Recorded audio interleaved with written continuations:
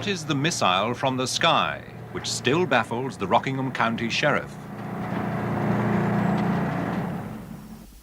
What was it that hammered a hole in this house in Hampshire? Can it really be that living fish can rain from the sky? A fishy story at Hughenden Airport in Queensland today. A tropical downpour up there was apparently accompanied by hundreds of live fish which literally rained out of the sky. Locals quickly spotted that the slippery little customers were tasty freshwater perch, and soon the fish weren't flying but frying.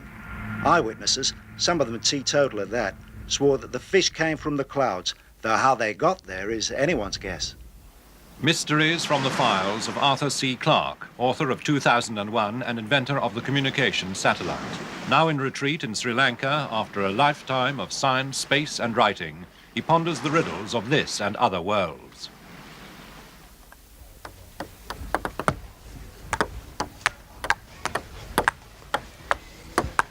I'm almost embarrassed to tell you this because many of you simply won't believe me, but a most extraordinary thing happened right here in my local swimming club in Colombo, where every day I play table tennis with my partner here, Sarath.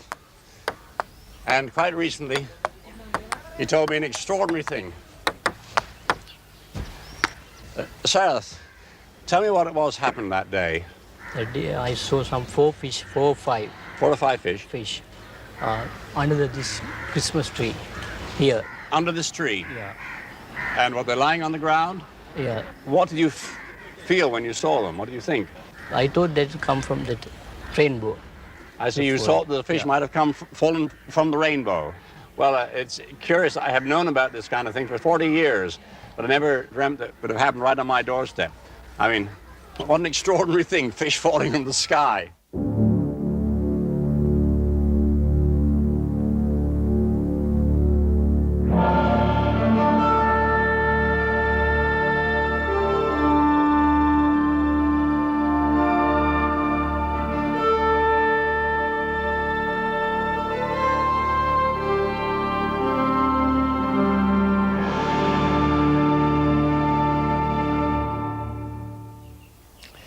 It would be about 6:15 in the evening, a summer's evening.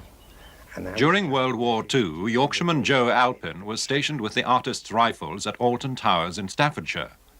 That particular evening, he was driving in the deer park in an army truck. The sky suddenly darkened, very, very dark indeed, like a thunderstorm. And then the frogs came, millions of them, raining out of the sky. Millions upon millions of frogs, about a half-inch long. They fell all over us, all over the grass, all over the cars, down the neck of our tunics, on our feet, hands everywhere. And they were very minute things, you know, no bigger than a dice or a small cube of sugar, little tiny things. And it wasn't possible to walk on them at all. We couldn't do anything. When the vehicles came to a standstill, we seemed to be, well, we all had one idea. We just switched the ignition off and waited for them to stop coming down. And it rained frogs for at least an hour and a quarter. Mrs. Sylvia Moday also experienced an aerial avalanche. On June the 12th, 1954, she took her children to Platt's Meadow in Sutton Coldfield. The local paper reported the naval display they had gone to see, but missed some real news. It was a horrible day. Typical summer's day, actually, in Britain. It was raining all the time, but this was a very heavy shower. We'd actually been and bought my little daughter a little red umbrella, and we heard something thudding against the umbrella. And when we looked, to our amazement, it was a shower of frogs. And they still were coming from the skies. There were hundreds of them. Our umbrella was covered, all our shoulders were covered. And as we looked up, we could see them coming down like snowflakes. And all at once, when we looked down, the ground was absolutely covered with them, hundreds of them, over an area of about 50 square yards, I should think. My interest in mysteries was first triggered when I read stories of frogs falling from the sky. These had been collected in the early part of this century by a remarkable American named Charles Fort, who spent much of his life in dusty libraries digging up old newspaper clippings. He wrote these up in a series of remarkable and often witty books with intriguing titles like Lo and the Book of the Damned.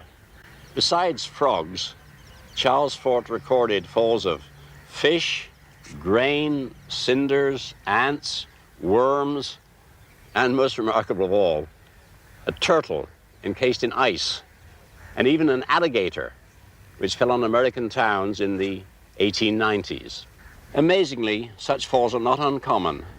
Charles Fort mentions one which occurred right here in Cinnamon Gardens, again not more than half a mile from my house in Colombo.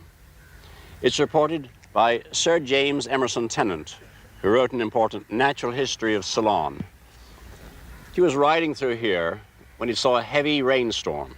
When he reached the spot, he discovered that the ground was covered with little fish wriggling around. Now, this is at least a mile from the sea, and there are no lakes or ponds or rivers around. Sri Lanka is by no means the only place where fish have been recorded falling from a clear sky. In 1948, Mr. Inter-Pathé, a former British amateur golf champion, had just started to play around at the Barton-on-Sea Golf Club on the cliff tops near Bournemouth. I was playing a mixed match with my wife about 6 o'clock on a June evening, and we were coming down this second fairway, and she was about to play a second shot from just over there. And just before she hit it, a fish fell down on the ground in front of us, and then we looked up in the sky, and suddenly there were hundreds of fishes falling in an area of about 100 yards. They were alive. They were about that size. They were larger than whitebait and possibly smaller than a sardine. My reaction was one of complete surprise. After all, there wasn't a cloud in the sky. You didn't suspect anything could fall out of the sky like that. There was no prior sort of evidence that anything was going to happen, like a thunderstorm.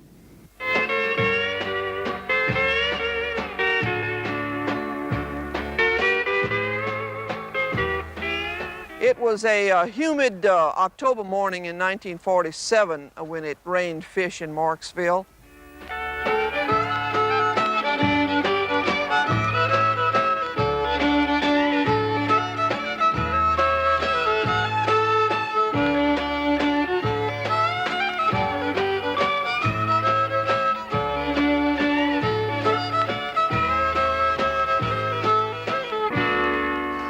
As I left the house to go to school that morning, I went through the back of the house, and as I got near the garage, I heard something fall on the tin roof of the garage, and simultaneously something hit me on my head and on my shoulders, and I looked down, there were fish. I was in bed, not feeling good, and I didn't get up early, but my maid came and early, and she was out in the yard. I was still in bed. And she ran in, excited like everything, and she's a black maid, but that day she was white of excitement.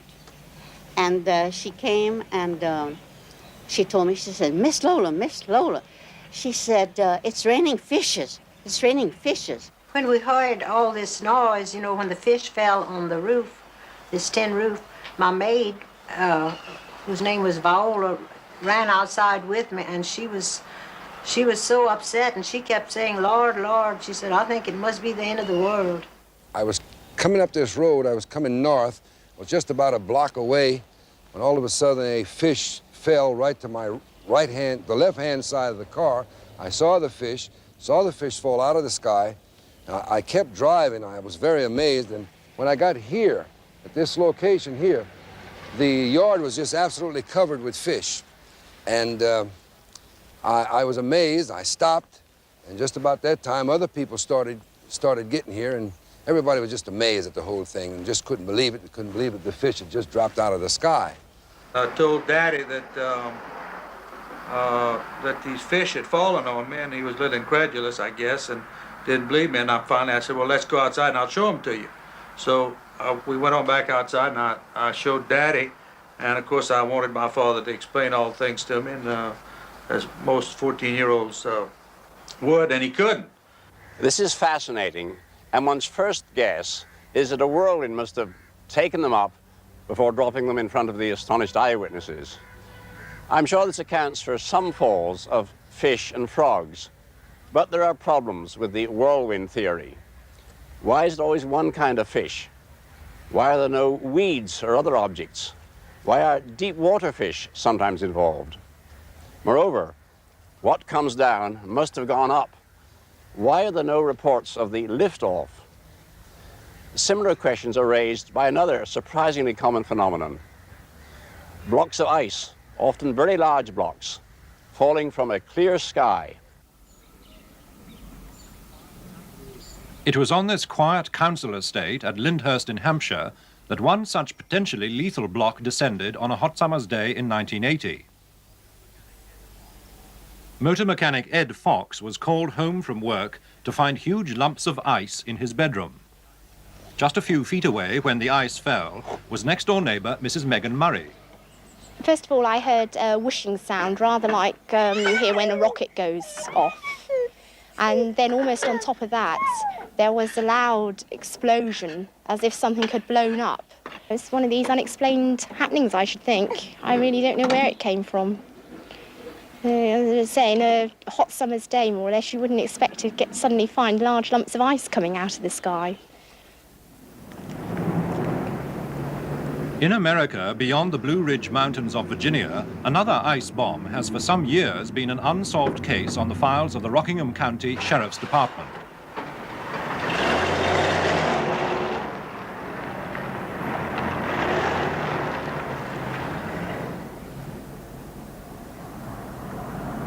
The scene of the incident is the home of Wilbert W. Cullers and his family at Timberville in the Shenandoah Valley.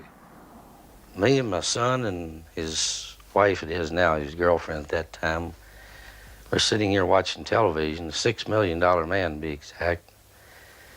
And the $6 million man had just got up on the roof of a big building and reached over and grabbed a vent or a smokestack or something and give it a yank.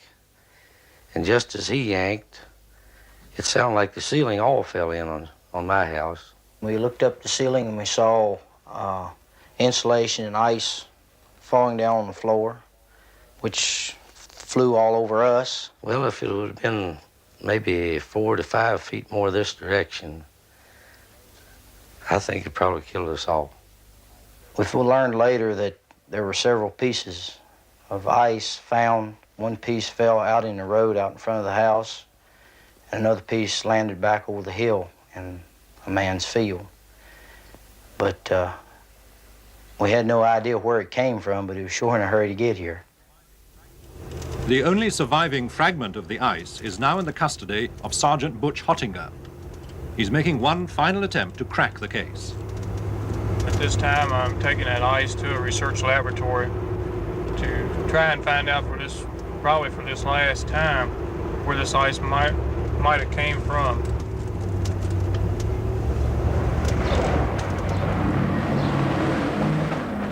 Aircraft, however, have been ruled out as the culprit.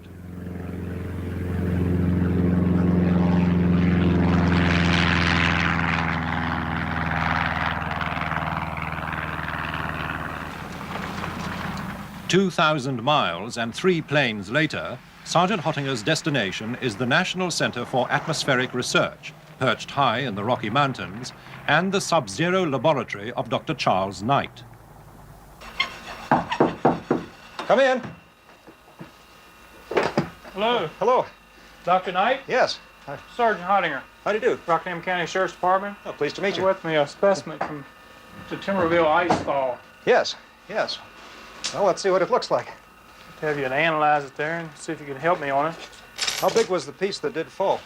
The piece that did fall, I'd say it probably was, you know what the size of a basketball is? It's about the size of a basketball. I see. Well, that's too big for a hailstone anyway. Pretty good size. I see. And this angled part is part of the fractured surface, I suppose. Yes, sir, it is. Well, the first step is to cut the ice with a saw so as to expose the internal structure.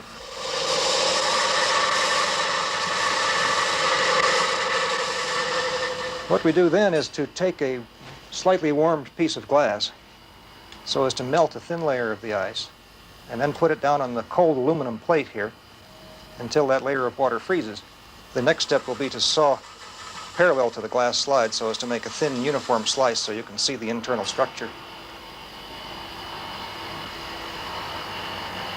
You can see, first off, that the crystals are very small.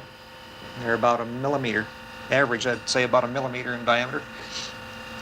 And that there's a trace of some layering in there. There's one rather distinct layer of larger crystals. By way of comparison, we could look at a section of a very large hailstone. This was a hailstone about this size. A big one. And it's composed of alternating layers of smaller and larger crystals. Good bit of difference between them, isn't there? There certainly is. I think we can conclude definitely that it was not a hailstone. In the case of a hailstone, we know the basic growth mechanism. This is a rather large hailstone that fell last summer, summer of 1979, in Fort Collins, a few miles to the north. Stones of this size fall at about 100 miles an hour, and a basketball-sized piece of ice like the Timberville fall probably fell at something like 125 or 150 miles an hour. So what basically would be your final opinion of the Timberville ice fall? Basically, from the evidence of the ice itself, the conclusion has to be that we just don't know. Some mysterious pieces of ice have been analyzed, and people find tea leaves in them and things like that, and that can prove that it does come out of an airplane. In this case, you're left without any positive evidence of any specific origin. Now, there may be something of real scientific importance behind this. Of course, we know that ice can fall from aircraft. It can form on the wings. It can come, regrettably, from faulty toilets. So what's important are the reports of ice falls long before the era of aircraft. For example, in 1847, a block of ice 20 feet in circumference fell on Scotland. It landed on Mr. Moffat's farm in Ayrshire. The Scotsman newspaper said, "It is a most fortunate circumstance that it did not fall on Mr. Moffat's house, or it would have crushed it." Near misses are still happening today. Even scientists aren't safe, as physicist Dr. Richard Griffiths discovered in Burton Road in Manchester in the spring of 1973.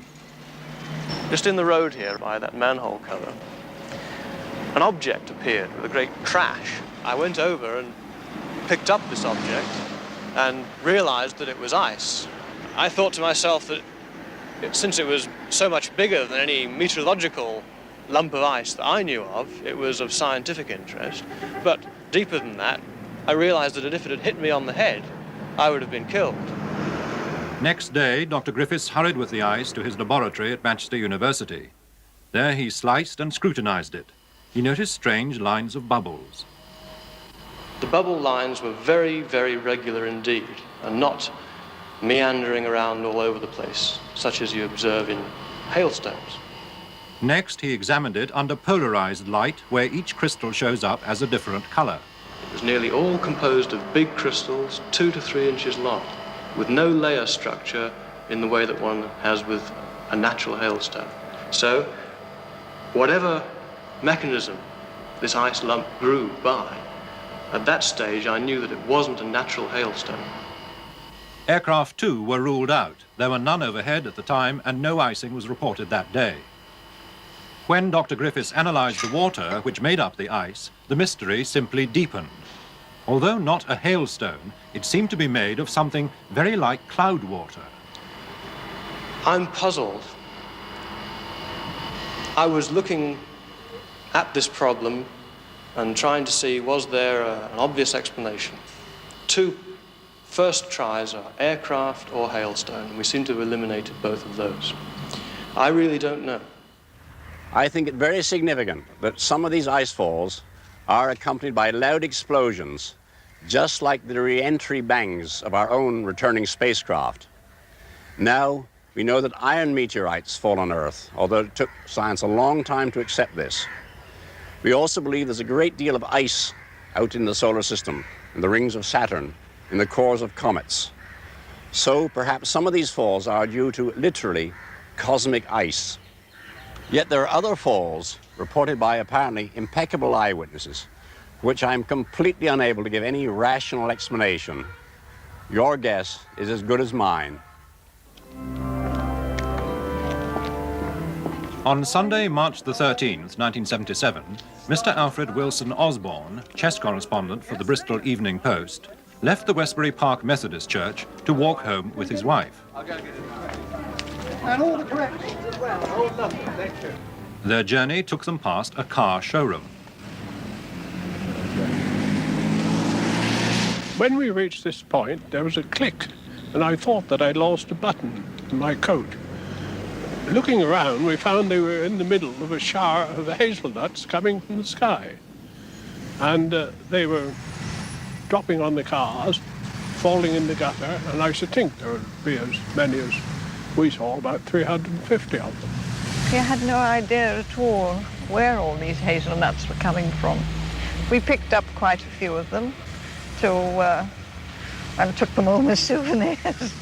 We cracked some of them open. They were quite fresh and sweet and nice. The sky was blue and there was one small cloud there, but there was no aeroplanes or anything like that about for them to come down from there. So we went home, still puzzling over this. And when we reached home, we were having a friend of ours to lunch, and he came along and said, the most extraordinary things happened to me. And I said, don't tell me, you've been covered with a shower of hazelnuts. He said, yes, how did you find out?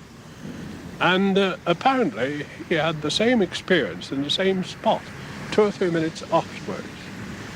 How they came and where they came from, I have no idea, but I have thought that it might be a vortex that sucked them up, but I don't know where you suck up hazelnuts in March.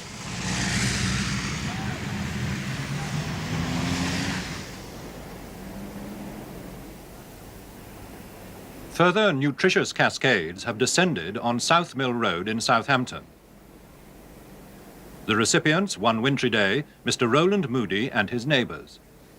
Well, I was in this conservatory, pricking out seeds, and I heard this whooshing sound, which was on the glass above me, and I didn't take a lot of notice of it, but about 3/4 of an hour afterwards, it had done it again, and I looked up and found the whole of the glass above me covered in, we found out afterwards, mustard and cress seed. This went on, it seemed to me, all day long, at intervals of half an hour, and altogether I would think 5 or 6 instances of it. We happened to be in the dining room. First of all, we heard this terrific clatter. It was an awful noise, wasn't it? Yes. We rushed out and went down into the garden, and presently a load of broad bean seed came over, and we both ducked. Ducked down because they're fairly big, broad bean seed. And then you got a little bit annoyed about it, didn't you? So I turned round to the wife and I said, well, this is bloody silly. I couldn't help it. The following day, down come a shower of peas and maize, haricot beans.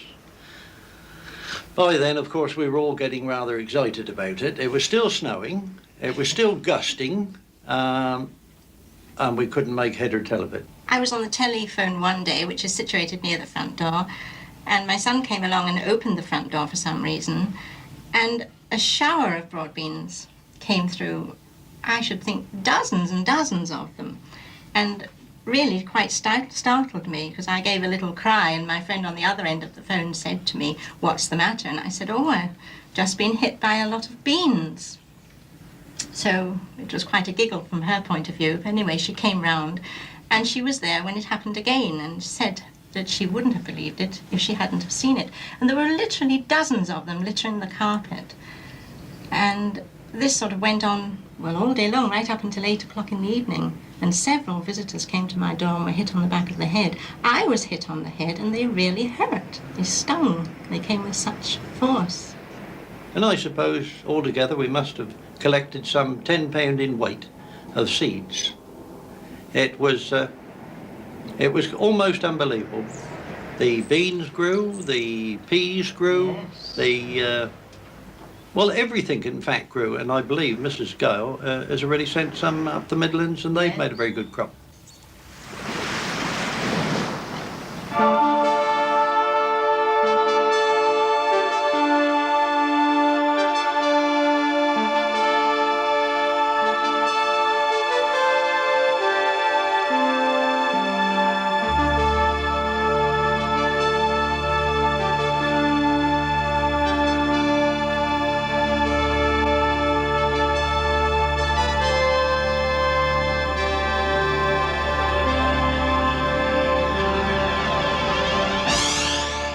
Next week, UFOs.